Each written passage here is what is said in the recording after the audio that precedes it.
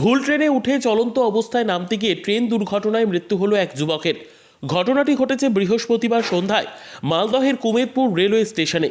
মৃত ওই যুবকের নাম মৌলানা শামসাদ আলী, বয়স 22, বাড়ি হরিশ্চন্দ্রপুর থানার মহেন্দ্রপুর গ্রাম পঞ্চায়েতের বাগমারা গ্রামে। স্থানীয় সূত্রে জানা গিয়েছে, জয়পুরে কাজে যাওয়ার উদ্দেশ্যে বেরিয়েছিলেন যুবক।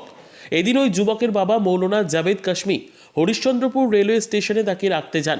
স্টেশনে ট্রেন আসতে দেরি হওয়ায় সে বাড়ি চলে আসে। ছেলে ভুল করে বালুরঘাট এক্সপ্রেস ট্রেনে উঠে পড়েন। কুমেদপুর রেলওয়ে স্টেশনে বুঝতে পারেন সে ভুল ট্রেনে উঠে পড়েছে। ইতিমধ্যে অনেকটাই দেরি হয়ে গিয়েছে।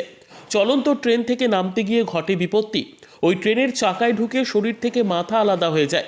এই নিয়ে এদিন কুমেদপুর রেলওয়ে স্টেশনে চাঞ্চল্য ছড়িয়ে পড়ে। রেলওয়ে পুলিশ রাতেই দেহটি উদ্ধার করে ময়না তদন্তের জন্য মালদা মেডিকেল কলেজ ও হাসপাতালে পাঠানোর ব্যবস্থা করেন। শামসাদ আলমের বাবা মৌলানা জাভেদ কাশমি জানান, তার 2 ছেলে ও 1 মেয়ে। শামসাদ ছিল বড় ছেলে। রেল সূত্রে জানতে পারেন চলন্ত ট্রেন থেকে নামতে গিয়ে দুর্ঘটনায় তার ছেলের মৃত্যু হয়েছে। ঘটনার ব্যাপারটা তো আমার তো জানা নাই, কিন্তু আমি নিজে হরিশ্চন্দ্রপুর স্টেশনে ছেলেটাকে ছেড়ে আসলাম। তখন গাড়ি লেট ছিল, তারপরে উনি টিকিটটাও হয়ে গেছিলো। তখন টিকিটটা হওয়ার পরে উনি প্ল্যাটফর্মে বসেছিল, মানে কাঠিয়ার প্যাসেঞ্জার ধরার জন্য, মালদার কাঠিয়ার প্যাসেঞ্জার ধরার জন্য।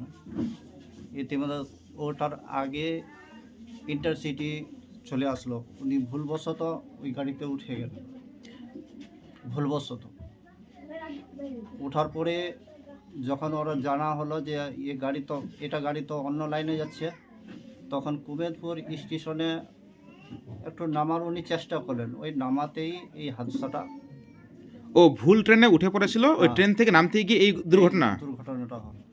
বলছি, এর পূর্বে কি আপনার ছেলে কোনোদিন এই ট্রেনে ওঠানামা করতো, মানে অভিজ্ঞতা ছিল ট্রেনে ওঠার? অনেক বাল্যকাল থেকে উনি লেখাপড়া বাইরেই করেছে, এর আগেও কতবার গেছে, কিন্তু এরকমের কোনো হাদসা তো হয়নি। তো আপনার ছেলে যাচ্ছিল কোথায়? যাচ্ছিল এখন জয়পুরে কি করতে? কাজ করতে। তারপরে আপনি কখন খোঁজ পেলেন যে আপনার ছেলে এইভাবে দুর্ঘটনায় মারা গেছে?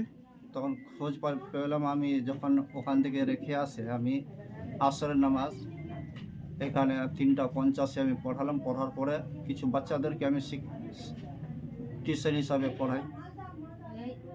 পড়াবার পরে যখন আমি বাড়িতে ফিরছিলাম, তখন আমাকে এই খবরটা হলো যে আপনার ছেলে নাকি একটা দুর্ঘটনার শিকার হয়ে গেছে।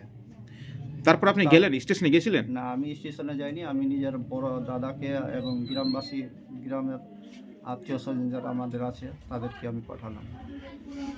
তারপর ওখান থেকে খবরটা নিয়ে আসলো, সঠিক খবরটা। আপনার পরিবারে কে কে আছে? আমার পরিবারে 2টা ছেলে 2টা মেয়ে। এই নিয়ে হচ্ছে সব থেকে বড় ছেলে। তারপরে বিচে 2টা মেয়ে আছে।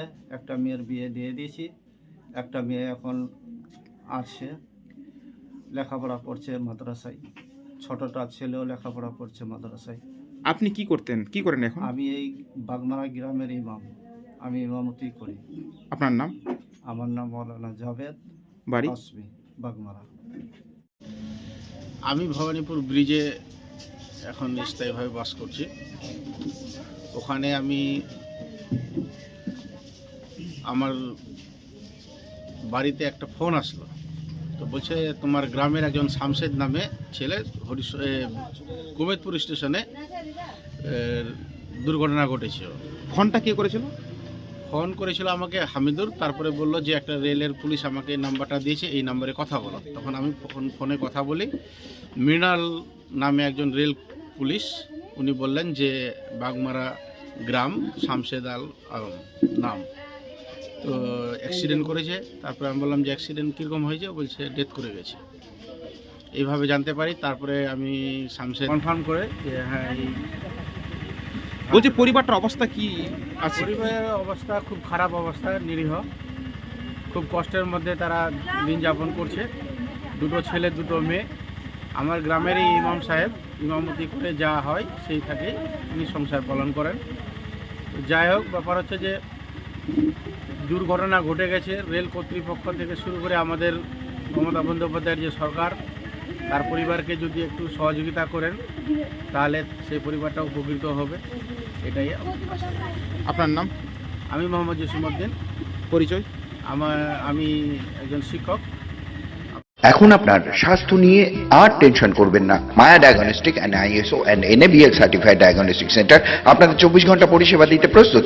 এমআরআই শুরু 5,000 টাকা থেকে, সিটি স্ক্যান শুরু 2,000 টাকা থেকে। পরিষেবায় থাকছে ambulatory BP monitoring, PSG test for sleep apnoea, এছাড়াও রক্তের যাবতীয় টেস্ট সহ রয়েছে EMG, NCB, BERA, VEP, Holter monitoring, endoscopy, colonoscopy, dental X-ray, digital X-ray, 4D USG, uroflowmetry, TMT, PFT, echocardiography, video EEG, mammography, special X-ray, IVF, HSG, barium study. Maya diagnostic, Ashrampara, Siliguri.